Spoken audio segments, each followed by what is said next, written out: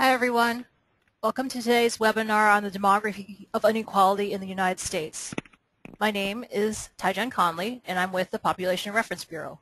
I would like to introduce Linda Jacobson, Vice President of U.S. Programs at PRB. Before I turn it over to our speakers to present the key data and findings from this new report, I want to take just a couple of minutes to show everyone who's participating where you can find the report and the interactive web features that we will be highlighting in today's webinar. If you go to PRB's homepage at www.prb.org, you will see this picture of the report cover. If you click on the title in blue, just below the picture, it will bring you to the report landing page. At the top of the landing page, there is a link. You can't see it here, but there's a link you can use to download a PDF of the full report, or you can scroll down a little and use the first special online feature shown here to read chapters of the report in HTML format, and you can see all the graphics as well. The second special online feature, which Beth will be demonstrating in the webinar, is an interactive what-if scenario that allows you to explore different projections of the future number of people in poverty by age. And if you scroll down this page a little further, you will see the next online feature Beth will be showing you in today's webinar, which is a set of interactive state-level graphics that allow you to compare trends in poverty and inequality for each state. And of course, as Tyjen mentioned, we'll be posting a recording of today's webinar along with the questions and answers as shown here at the bottom of this page. So we hope that all of you will visit PRB's website after the webinar to further explore the demography of inequality with these new online tools. And now I'd like to turn it over to our first speaker, Mark Mather, who is Associate Vice President of U.S. Programs here at PRB and one of the report authors. Mark. Thanks, Linda. Well, inequality has gotten quite a lot of attention recently, and there's lots of different ways that you can look at inequality. Beth and I are demographers here at PRB, so that's really the main lens that we're using to look at inequality in the United States. We're especially interested in how demographic trends intersect with trends in inequality and the implications of that intersection for future poverty levels and inequality in the United States. So this first slide shows what we're going to focus on in today's presentation. So I'm going to start by looking at U.S. demographic trends and patterns of inequality just at the national level. Then I'm going to turn it over to Beth, who's going to look at some state and local patterns. She's also going to investigate if the U.S. continues on the current path that we're on, what will poverty levels in the U.S. look like in the future? And then I'm going to close with a few policy considerations. But really the main theme running through this entire report is that demography really matters. There are major demographic changes underway in the United States that could put this country on a new economic trajectory unless current gaps are reduced or eliminated. Well, as you know, poverty is one of the most commonly used measures of economic well-being. But if you look at trends over the past 50 years, it's really been inequality that has defined the U.S. economy. In this chart, we show two trends. So there's a Gini index shown on the left-hand side, and then the poverty rate is shown on the right-hand axis. And as you can see, poverty rates have gone up and down quite a bit over time. They increase during periods of economic expansion. The poverty rate goes down during periods of expansion. They go up during a recession. But if you look at the Gini index, the Gini index is a measure of income across households. That index has gone up pretty steadily since 1967, and actually it's up 20% over the past 50 years. So today, the United States actually has one of the highest levels of inequality among developed countries. This chart shows some data from OECD, and you can see the United States falls just below Turkey and is tied with Israel in terms of the overall level of inequality. These levels are much higher than many other developed countries, including Canada, which is at 0.32, Germany's at 0.30, France is at 0.29. So these are just the top, the countries with the highest levels. There are many other countries that have lower levels of inequality than those shown here. If inequality in the United States is bad, the wealth distribution is worse. So just about everyone took a hit during the recession in terms of their stock portfolio and their home values. And from 2007 to 2013, net worth among the wealthiest households, those in the top 5%, was actually down 16%. But if you look at middle-class households, so those are at the 50th percentile, net worth declined by 43% during that period, and that's based on some research done at Stanford. So the reason for this is that wealth in the middle class is tied up mainly in their homes. So when home values dropped, the middle class was disproportionately affected. But for the wealthy, who have much more of a stake in the stock market, they saw their net worth bounce back quite a bit over the past few years as the stock market recovered all of its losses. There are also some major demographic trends underway in the United States, in particular population aging, changing racial ethnic composition, and some major changes in household and family structure, and I'm just going to cover each of those briefly. This graph shows the distribution of the U.S. population by age group. So in this chart, the blue bars represent the population ages 65 and older, and you can see the Census Bureau is projecting that the elderly population is going to increase from about 14% of the population in 2013 to 20% by 2030.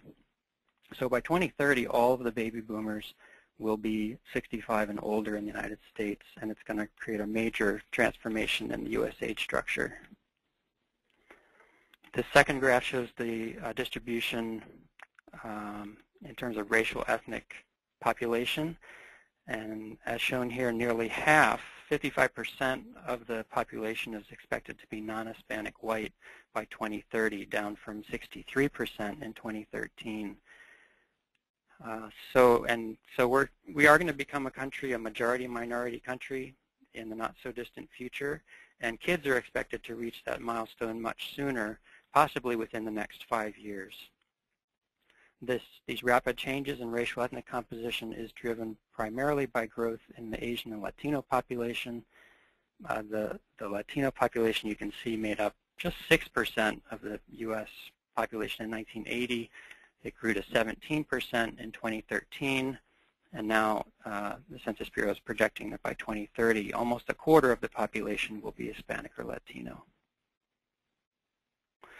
Household structure in the United States is also changing, so we have fewer married couple families. Those are the bars shown in red. Those are married couple families with children, and there's been a really significant decline over the long term in those families, but that trend has continued just over the past 10 or 15 years. And at the same time, we've seen a rise in single-parent families. Those are the blue bars, single-parent families with kids, and also in people living alone, which is up sharply over the past 20 or 30 years. And what this means, I mean, if you consider the implications for kids, it means that there's going to be a lot more kids growing up in more complex family arrangements, living outside of two-parent families. These demographic trends matter because there are large economic gaps between different population subgroups in the United States. So some of the fastest growing groups are at the bottom of the economic ladder, and therefore closing these gaps is really key to reducing future levels of poverty and inequality. So let's look at some of these gaps in more detail. This chart shows trends in the official poverty rate over time, all the way back to 1966 by age. And you can see that there's been a long-term decline in poverty for those ages 65 and older. That's the green bar. Whereas for other groups, those under age 18 and for the working age population, poverty rates are actually higher today than they were 50 years ago, and they're still near record levels, even though the economy has bounced back a bit from the recession. Income shows a similar trend, so we've seen pretty substantial gains for the older population. That's this gray line, relative to those in younger age groups. The recession really magnified these differences because it disproportionately affected younger workers, especially African Americans and Latinos. And these trends are significant because we have this large cohort of baby boomers, most of whom are white, who are now reaching retirement age and are eligible for Social Security benefits. So that's keeping most of the baby boomers above the official poverty line. And then meanwhile, we have younger adults who are much more likely to be racial ethnic minorities who are entering the workforce during a period of economic uncertainty. Another dimension of this age gap is the economic divide between owners and renters. So on this chart, the darker bars show the percent of renters who have a high housing cost burden. And we define that high cost burden as households that are paying 30% or more of their income on housing expenses. The lighter bars represent housing cost burden among people who own their homes. So you can see even back in 1999, there was a pretty substantial gap with renters paying much more on housing than owners. But that gap has actually increased over time, so that by 2013, renters were twice as likely as homeowners to have a high cost burden. And this is exacerbating the differences across age groups that we've already talked about, because older Americans are much more likely to be homeowners compared with the younger generation. And lots of those younger workers, those younger families, they may be reluctant to buy homes right now. They're delaying family formation. Many may be having difficulty securing loans. There's also a persistent racial ethnic gap in U.S. poverty rates. So we've seen some improvement over time in terms of Black and Latino poverty rates declining a bit relative to Asians and non-Hispanic whites. But in 2013, Blacks and Latinos still had poverty rates that were more than twice as high as those for whites and Asians. And if you can read that note at the bottom, we had intended also to include American Indians here. That those numbers jumped around so much because of the large sampling error that we didn't include them. But the poverty rate for American Indians was estimated around 27% in 2013, so it's also quite high. And Beth is going to talk about the implications of these racial ethnic gaps in just a minute in terms of future poverty levels. Okay, so here is that large wealth gap that I mentioned earlier. You can see that the median net worth among whites is much higher than that for Blacks and Latinos. As of 2011, the gap was about 110,000 for white net worth compared with just over $6,000 for Blacks, $8,000 for Hispanics. So those are substantial, and there's no sign of those getting smaller over time. In terms of gender differences, women are making some progress, but there's still this persistent gap in earnings. So if you look at trends in the overall labor force participation, right now about 57% of women are in the labor force. That's up substantially from 1970, whereas for men we've seen the guys moving in an opposite direction with a decline in labor force participation from 80% down to 70% during this period. So the gender gap in labor force participation has been closing. However, women's earnings are still much lower than those of men, even among full-time workers in the same jobs. And then there's this other dimension where poverty status is also closely linked to family structure, which I show on the next chart here. In this chart, the gray bars show poverty rate among young adults who are married. So these are 25 to 34-year-olds who are poor by marital status and presence of kids. And you can see that poverty rates are much higher among women who are single, 31%, compared with 9% among young married women. Even higher among women with children, 47% of single women with kids are below poverty. And then even higher, over 50% of women who are unmarried and living with young children. So I do want to stress that there are a lot of mediating factors here, that it's not a direct causal link, but what's clear is there is a strong association between poverty and family structure, and there's lots of kids who are at risk because of this association. So overall, I've told you a lot of bad news about these numbers, but I do want to stress that government programs have helped a lot, and a lot more than many people think or talk about.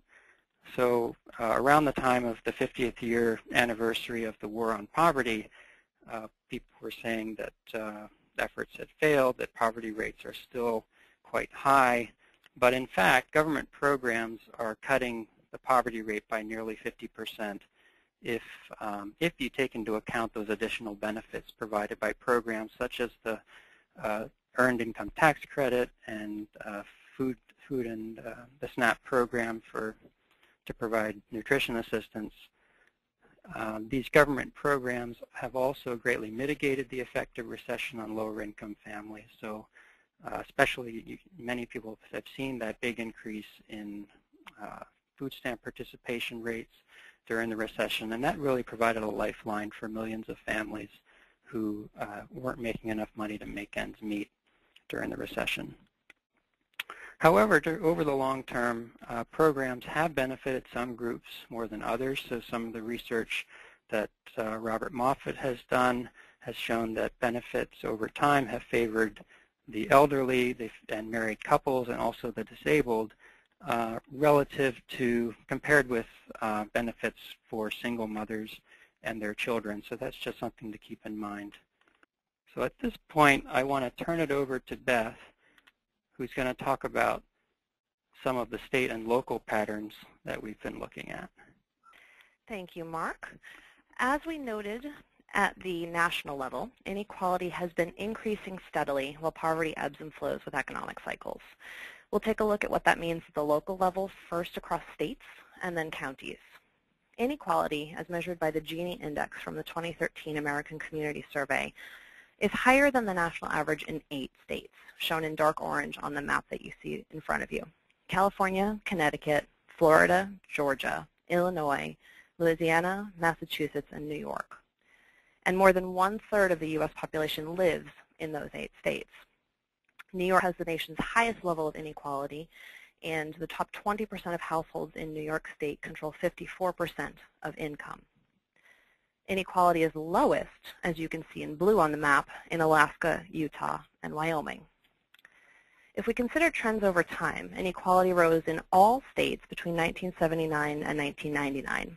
Then between 1999 and 2007, inequality continued rising in most states, but leveled off or fell slightly in a few during that period of economic expansion. Since the recession, inequality was stagnant or rose in all states, with the notable exception of Wyoming, the one state where inequality actually fell since 2007. Still, despite a few brief dips in a handful of states, inequality is higher today across all 50 states and the District of Columbia than it was in 1979 or 1999, or 1989. If we drill down a bit farther to counties and we track where poverty and inequality intersect, we see some clear patterns over the past 24 years. On each of the following maps, you'll see 4 county types. I'll describe each one, but first I should note that when I say high inequality, I mean those counties that have a Gini index greater than 0.43.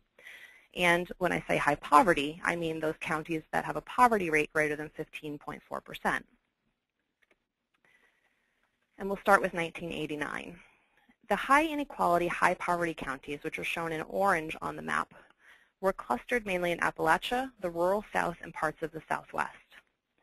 At the other end of the spectrum, the proverbial sweet spot shown in green, low inequality, low poverty counties were the predominant county type throughout the United States, from New England through the Midwest to the West Coast and large portions of the South. In 1989, some communities had widespread poverty. These low inequality, high poverty counties, shown in gold, were scattered across rural areas and Native American tribal reservations.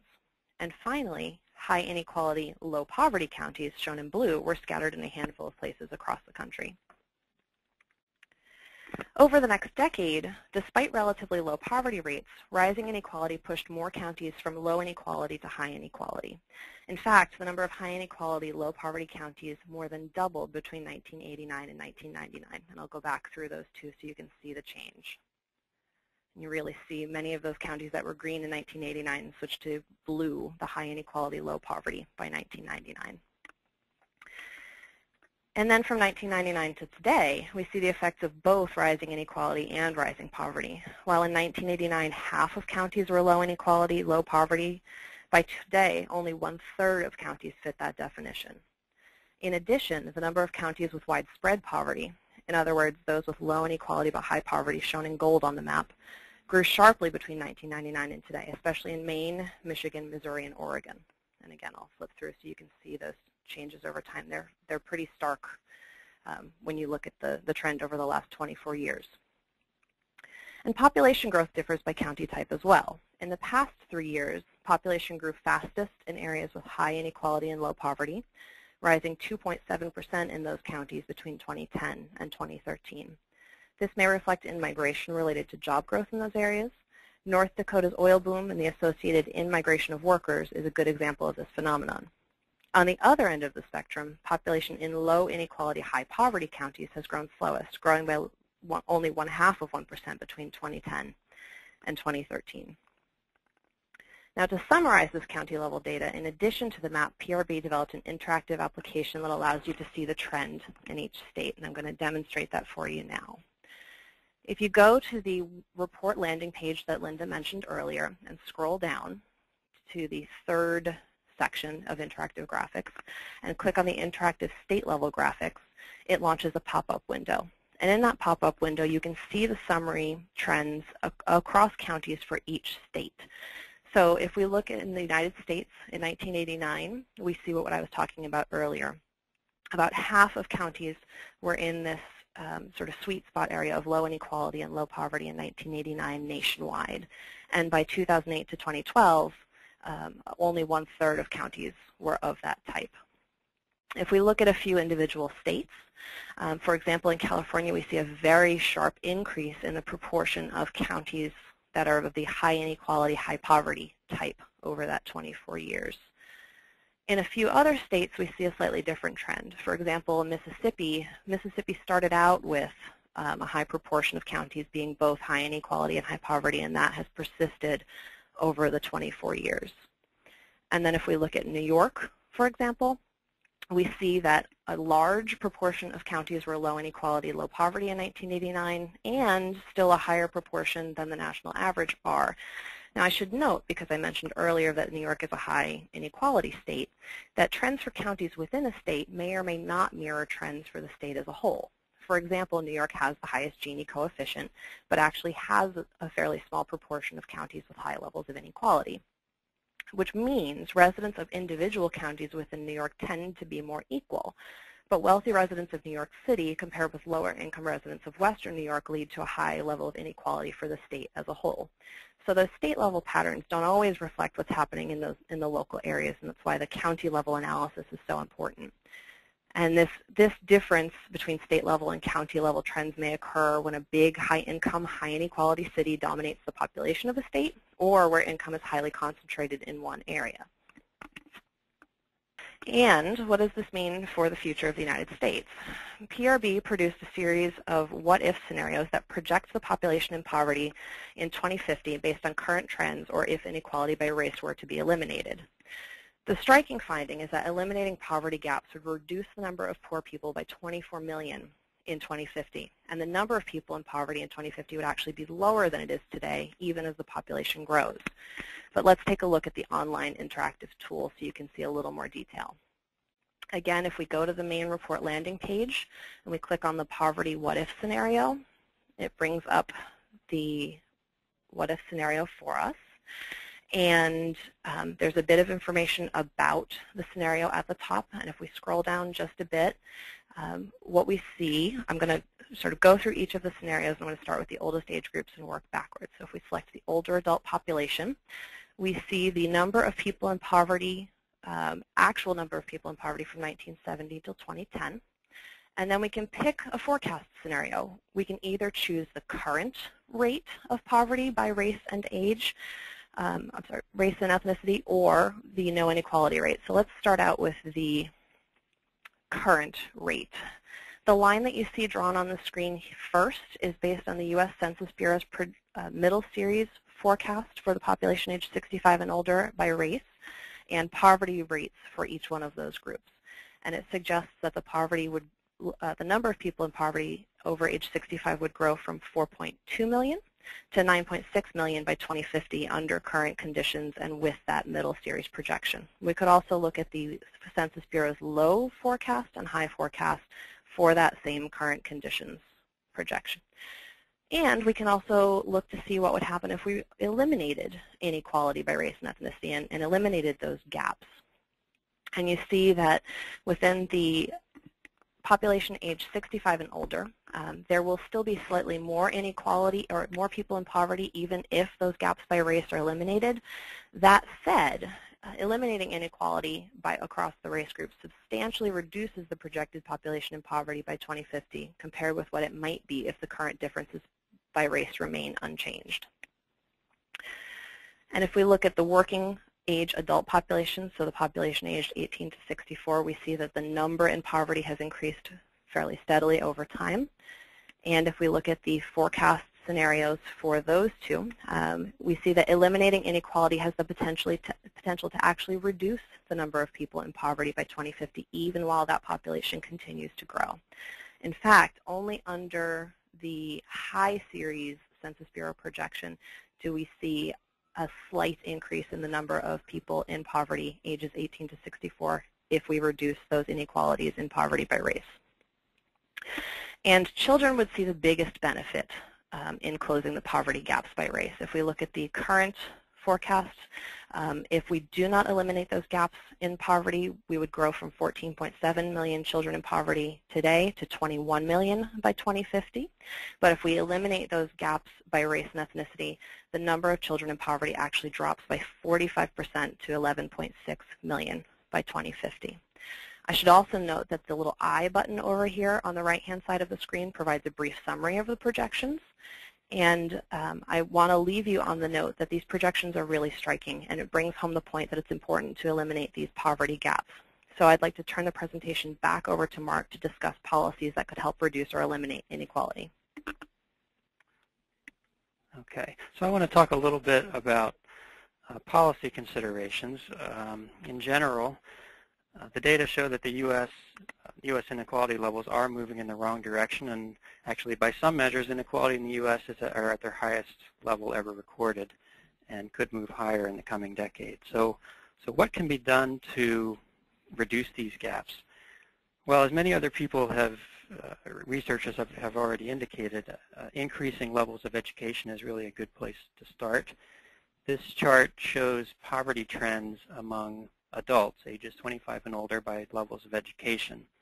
And you can see that for the most recent year, the poverty rate for those without a high school diploma is 28%. And compare that with the poverty rate for those who are college graduates at just 5%. Now, these patterns haven't really changed much in 25 years, so education has for quite some time been a pretty strong predictor of income.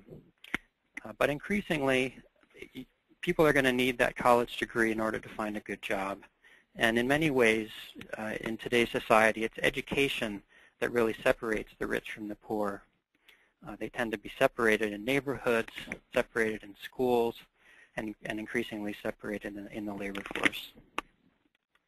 There are some significant obstacles to closing these gaps in education. For example, college enrollment and persistence rates have declined in recent years. There's been a really incredible rise in tuition over the past several decades. And tuition has risen much faster than the general inflation rate, which has made it challenging for lower income families. We've seen a low completion rate, so enrollment rates have gone up quite a bit, especially at community colleges, but many of these people who are enrolling in community colleges aren't finishing. And then we're finding too many students are unprepared for college. so, and that starts at a very young age. So it's not just high school, but in the primary school years leading up to high school, and it's even been found that preschool, attending a good preschool, puts kids on the right path to succeed in elementary school, and then high school, and then later in college. So here are some strategies that could help provide equal opportunity for those at the bottom. First, increase tuition assistance to lower income families. And there are programs that do that, but given the current budget climate, I think more needs to be done. Reaching out to potential college students living in underserved communities, especially in central cities and more remote rural areas. Providing child care, housing, transportation assistance to lower income families.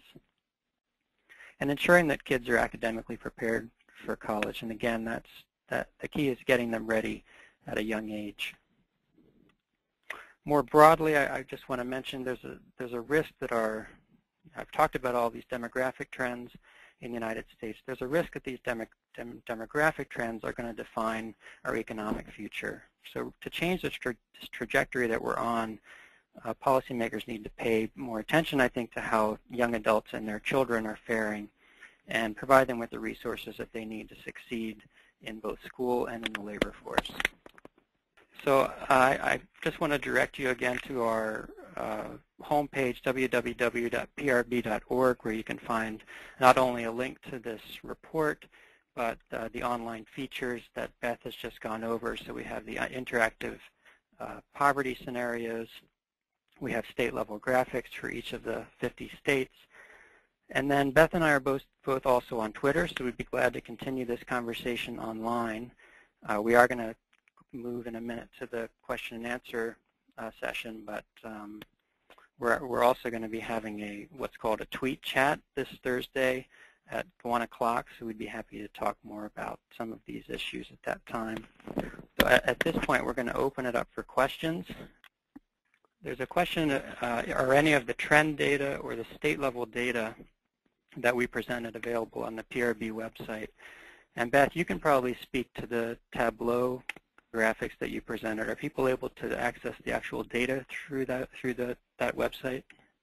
That's correct, Mark.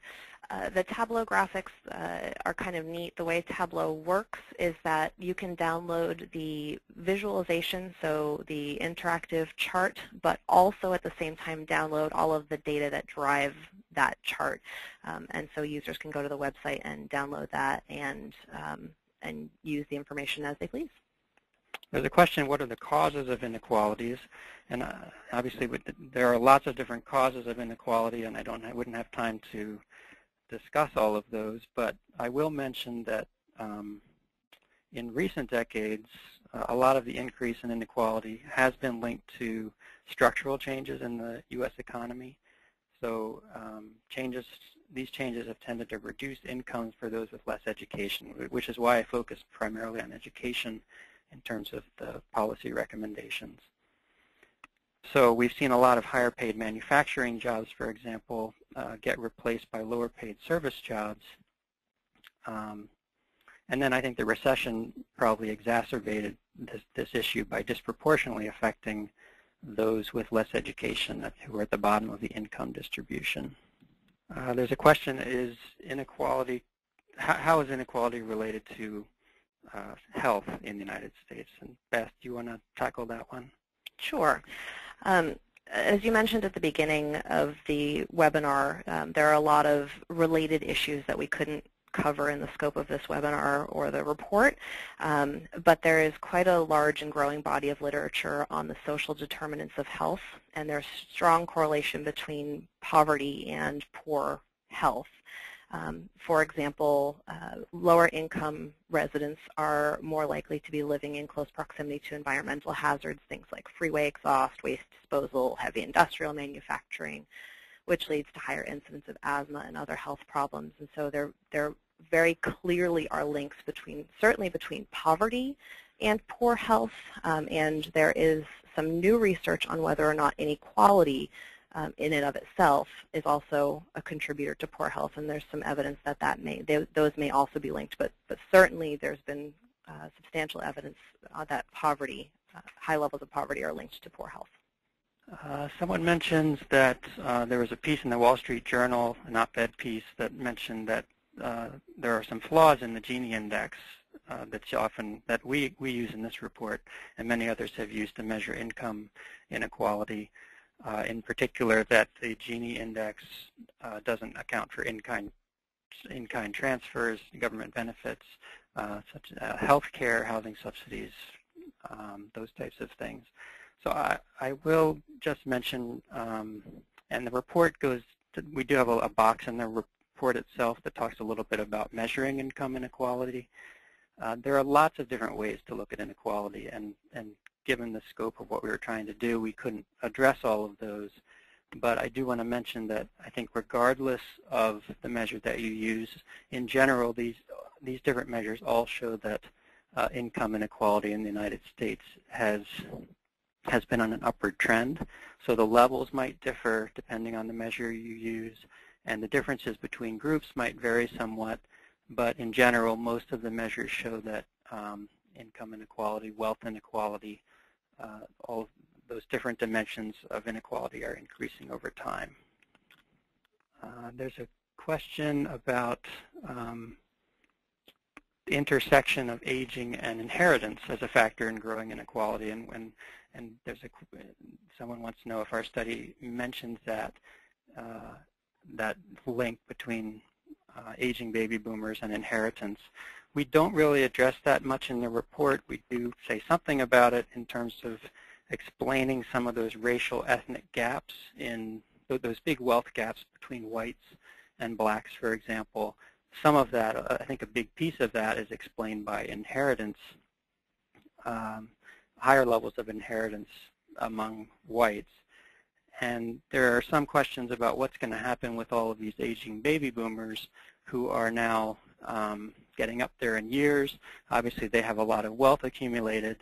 And so what happens in terms of wealth transfers in the future depends a lot on how baby boomers spend their money or save their money and transfer it down to their kids and grandkids. I think one complicating factor there is the fact that we do have all of these new complex household arrangements. So fewer married couple families. Some of those links between grandparents and their grandchildren are not quite as strong as maybe they were a generation ago. So lots of different factors to look at in terms of how those intergenerational transfers are going to look in the future.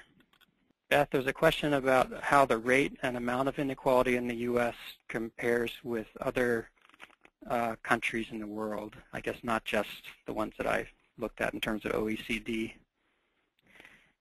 The OECD was a good source for us to use because it gave us a list of comparable developed nations.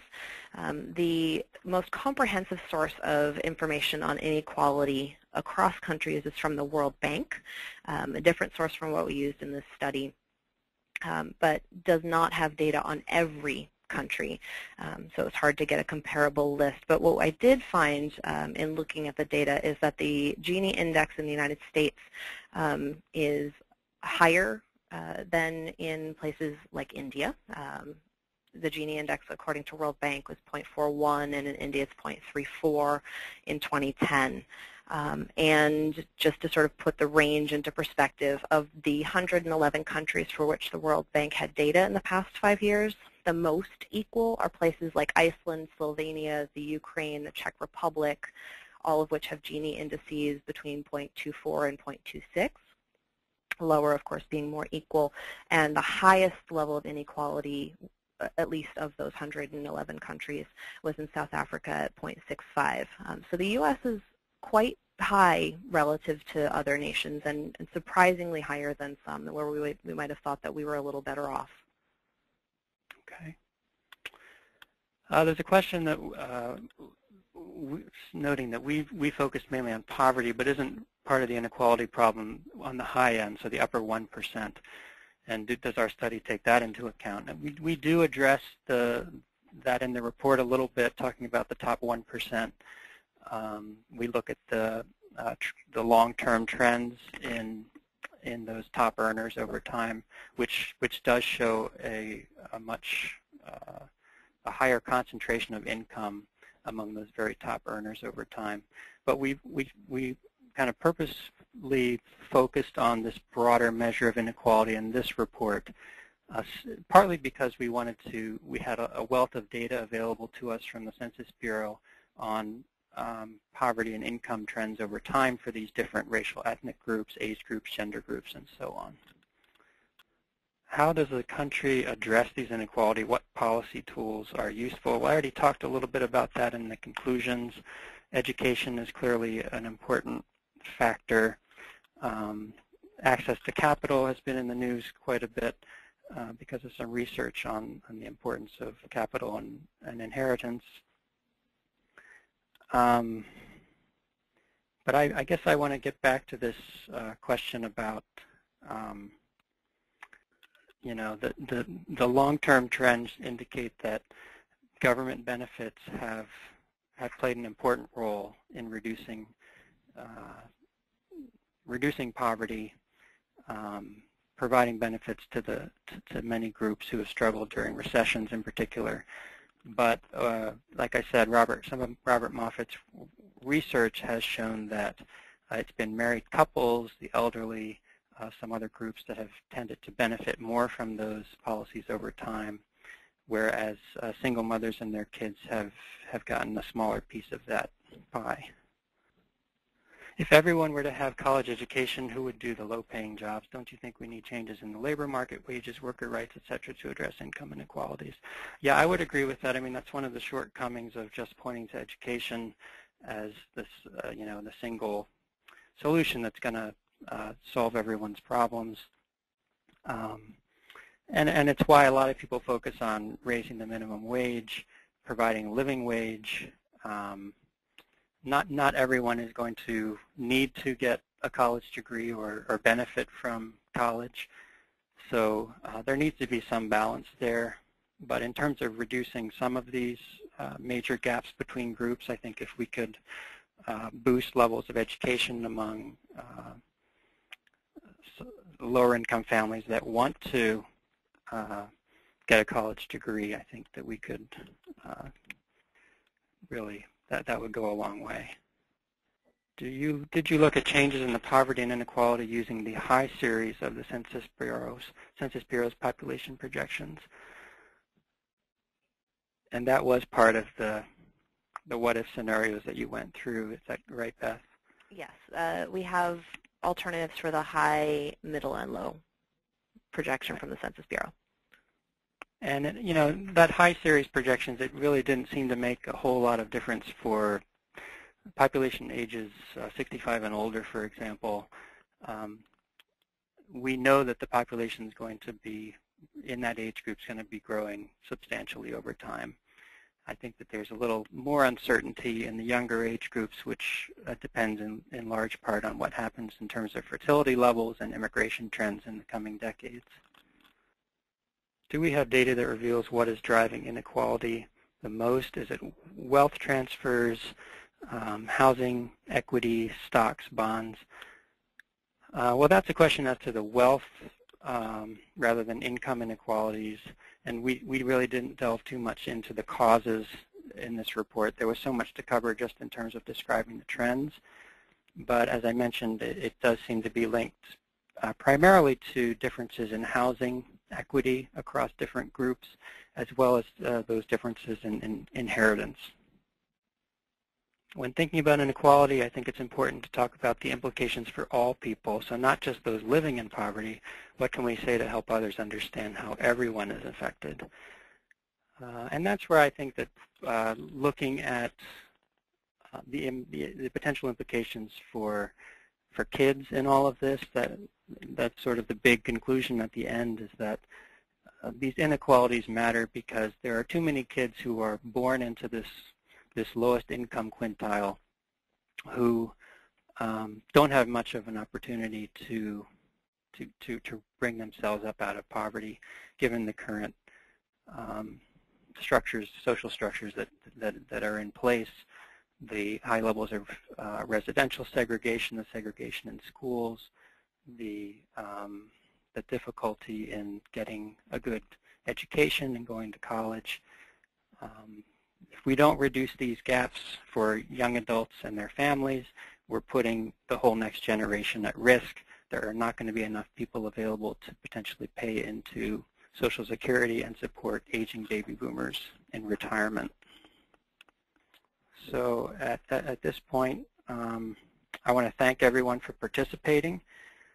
And again, if we didn't answer your question, Beth and I will be on Twitter this Thursday at 1 o'clock Eastern Time.